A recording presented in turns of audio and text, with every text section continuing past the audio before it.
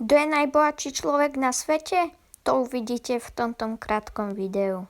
Takže prvý je Mr. Beast, ten má 130, potom 150 Hitler, 280 miliónov, 500 miliónov, Cristiano 500, tento neviem, kto je ani, Leon, on je bohatší ako Messi, či Ronaldo, 1 milión, Donald Trump, 3 bilióny, Kanye West, Vladimír Putin, 70 biliónov, Bill 111, 100, ani neviem, kto je, niekto, ale tak to majú veľmi veľa peňazí.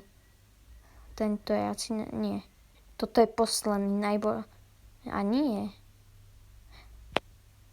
No tak najbohatší človek je asi tento.